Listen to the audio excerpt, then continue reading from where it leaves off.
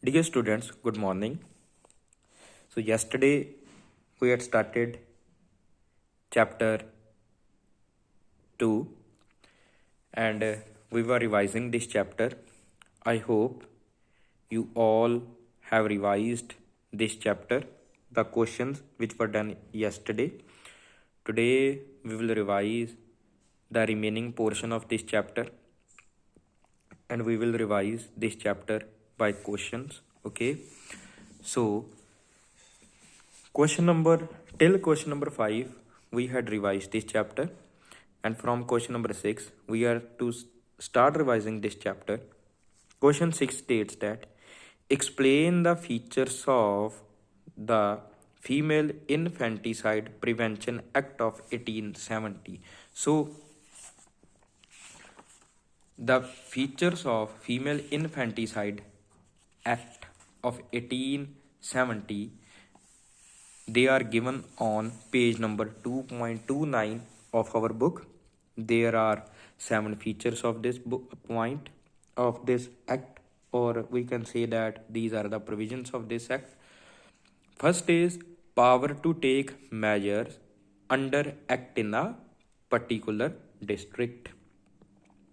Second is power to make rules. Third is confirmation and publication of rules. Fourth point is punishment for breach of rules. Fifth point is saving of prosecution under other laws. Sixth is power to place neglected children under supervision. Seventh, extent of the act. So, this is the language of the act. We can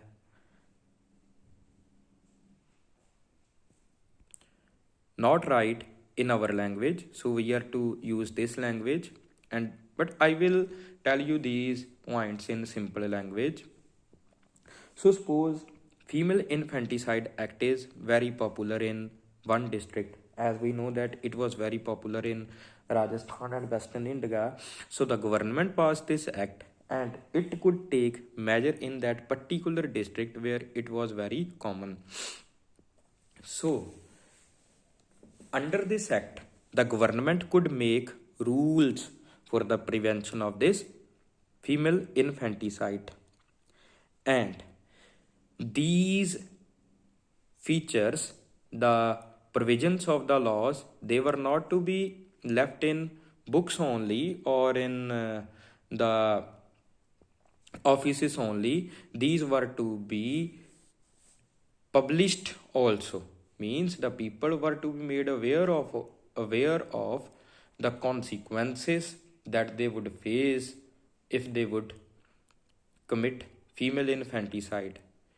Punishment for breach of rules, the people who are breaking the laws, the rules. What is the rule? The rule is that now no one could kill a female child, so the person who break the rules, he would be punished. Saving of prosecution under other laws. So if the person who wants to save himself by taking the help of other laws, he cannot save himself by taking the help of other laws. He will be prosecuted, means he will be charged under Infanticide Act. So now suppose the parents, they are leaving their girl child alone. Now the government could place the neglected children under supervision, means it could send the child to orphanages. Extent of the act, this act would be extended to the other parts of country also. Next question is, how did the age of consent act of 1891 prove to be a milestone in the improvement of condition of women? So now we are to write the main features of age of consent act. Actually, it is a short question, and as it is not given on our book, we are to write we had written this answer on our classwork and homework notebooks. So first is, it prohibited the consummation of marriage for a Hindu girl before 10 years of age. Means the Hindu girl could not be married, or she could not be forced to produce a child before the 10 year of age. It needed the age of consent from 10 to 12. So before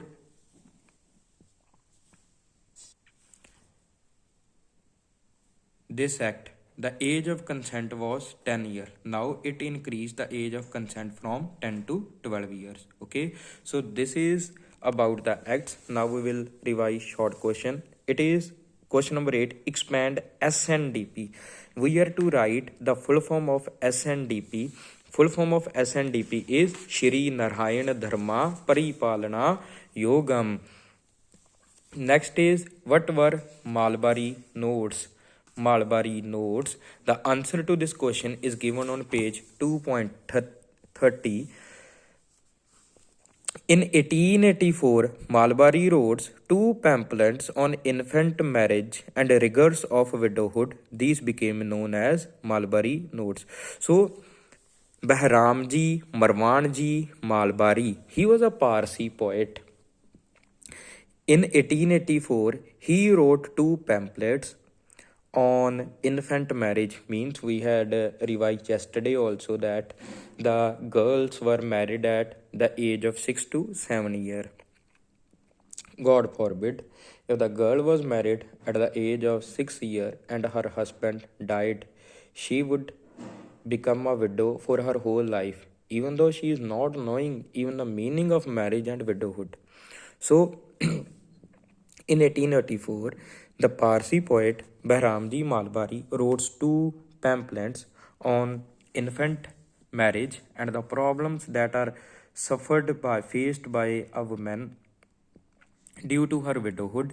So these were known as Malbari notes. Next is MCQs. The answer to this MCQs you will type and you will send in the group when the privacy of the group is opened. There are 4 MCQs. First MCQ is, he abolished sati system in India in 1829. Identify the person. We are to identify the person who abolished sati in India. Option A, Lord Curzon. Option B, Lord Canning. Option C, Lord William Bentinck. Option D, Lord Dalhousie. B. MCQ number 2. To fight against the rigid caste system in Maharashtra, Mahatma Jyotirao Phule started an organization. What was the name of the organization? So firstly, you have to read the statement properly and then you are to write the answer. We are to write the name of the organization of Mahatma Jyotirao Phule. Option A, Satya Sodak Samaj. B, Brahmo Samaj. C, Arya Samaj. D, Remarriage Association. MCQ number 3. By the age of the Consent Act 1891, the age of consummation was increased to dash years. So, what was the increase in age after the age of Consent Act 1891? It was option A, 10 year, B, 12 year, C, 14 year, D, 16 years. MCQ number 4.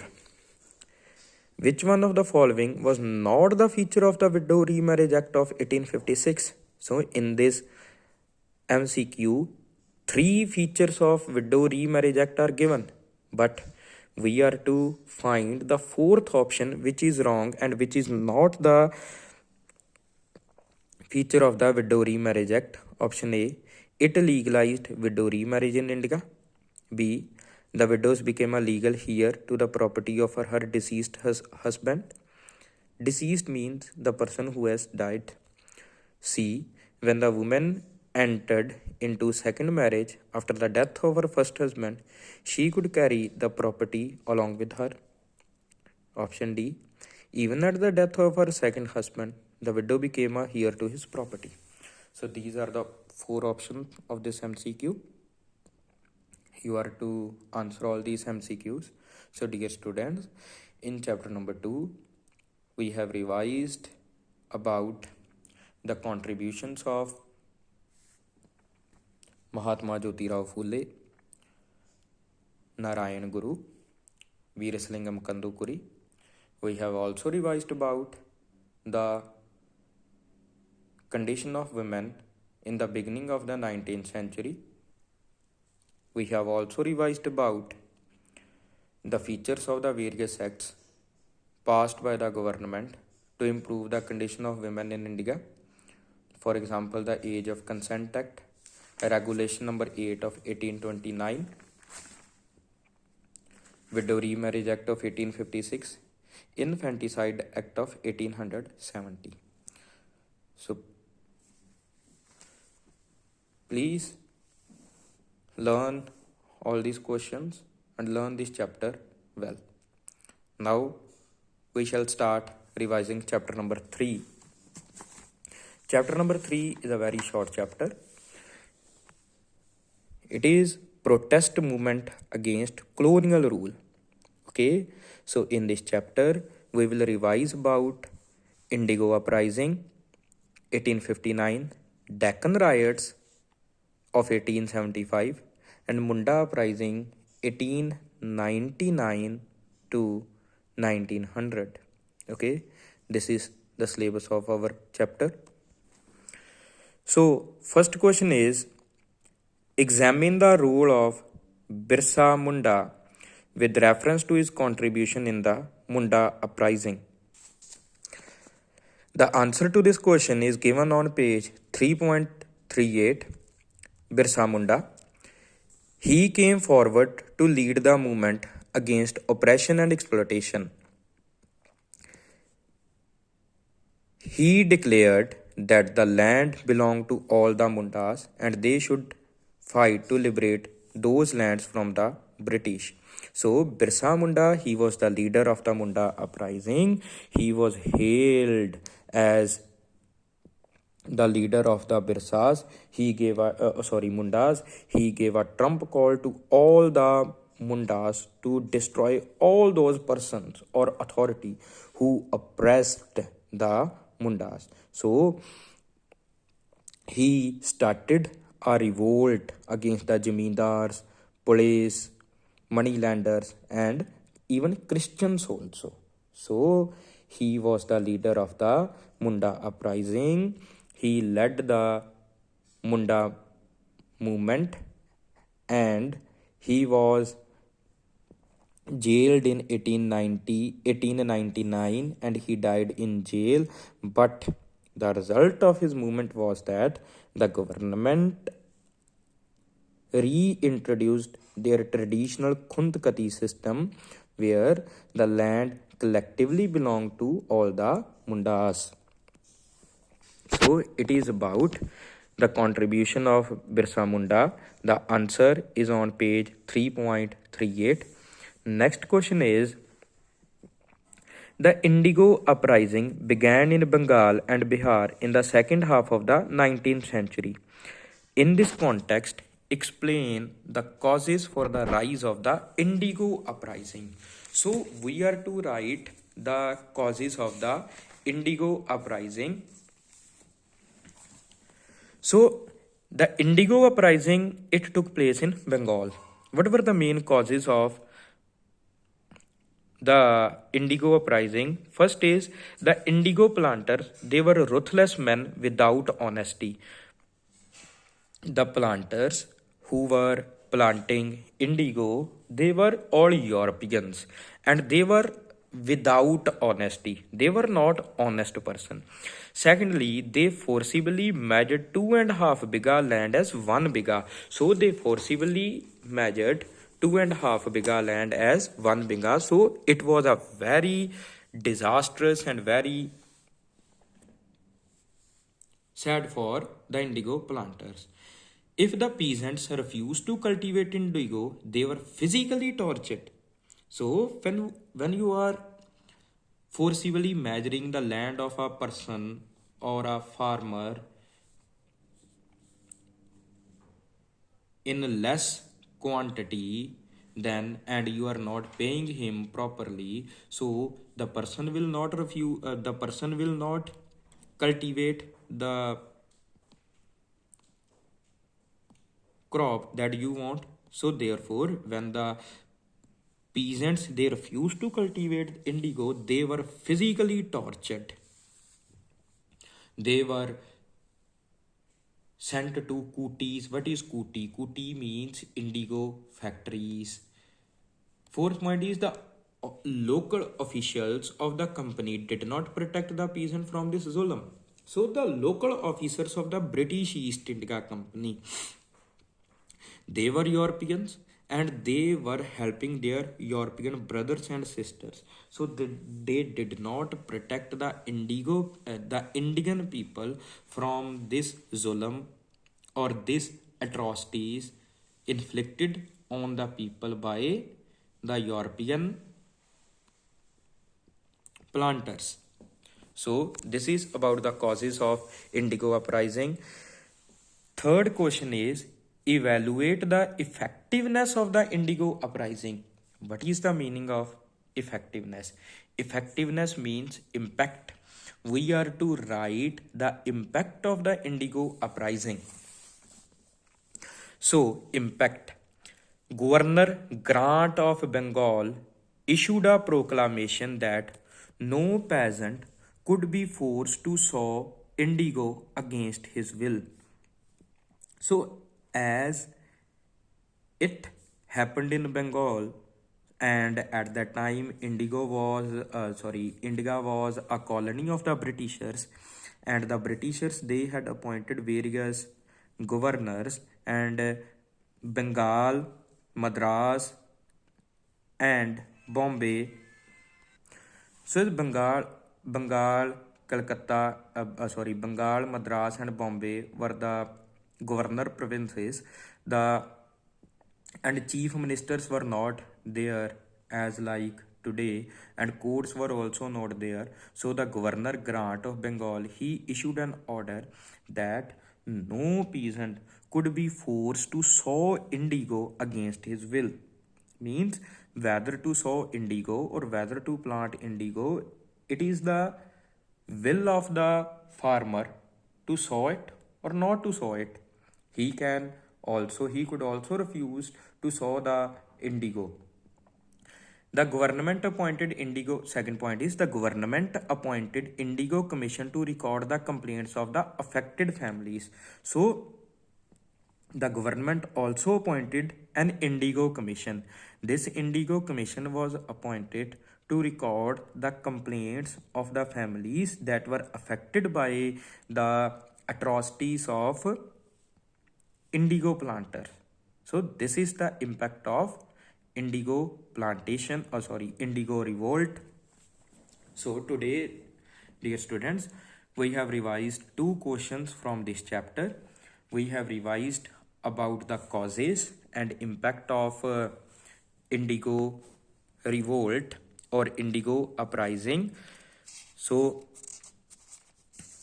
we can put these into nutshell also, and we can revise it again. Indigo uprising, it took place in Bengal. The main causes were that the indigo planters were ruthless men without honesty. They forcibly measured 2.5 bigha land as 1 bigha. Third is, if the peasants refused to cultivate indigo, they were physically tortured. Fourth is, the local officials of the company did not protect the peasants from this zulm. What was the impact of this indigo uprising? Governor Grant of Bengal issued a proclamation that no peasant could be forced to sow indigo against his will. Next is, the government also appointed indigo commission to record the complaints of the affected families. So dear students, your homework for today is that you are to learn all these questions, okay, as we read this chapter more than 7 months ago. So please revise this chapter and learn these questions properly, and tomorrow we will revise the remaining portion of this chapter. Okay, so please take your studies seriously, and please start revising these chapters so that you may not face any kind of difficulty when you come back to school. Thank you so much.